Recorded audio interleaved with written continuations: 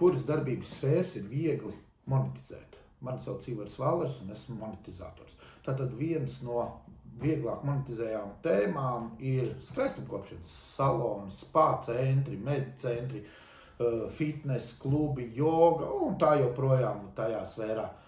Otrs, ko es gribētu uzsvērt, diezgan viegli monetizējas, ir online skolas, kursu, konsultācijas un viss, kas saistīts ar info biznesu. Trešais, viens no visiem monetizatoriem, cik es ar viņiem runājis, ir visvairāk patīk restorāni, kafejnīcas, viesnīcas, kempingi, ļoti plašs darba lauks un tur ir kur izpausties. Ir ļoti interesanti arī sfēras, kas ir juridiskie pakalpojumi, grāmatvedības, turisms, arī šīs visas sfēras ir ļoti interesants.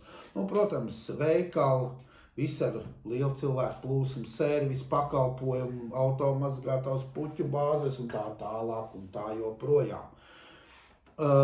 Šoreiz es jums pajautāšu, un jūs ierakstiet komentāros, kādā sfērā jūs darbojaties un ar ko jūs darbojaties. Un es noteikti kādu izvēlēšos un došu savu padomu, ko jūs varētu savā uzņēmumā monetizēt un darīt. Atcerieties, monetizators ir eksperts, kas atrod uzņēmumā neizmantotos resursus un pārvērš reālajā naudā, radot papildus peļņu, ko var iegūt netērējot naudu reklāmai.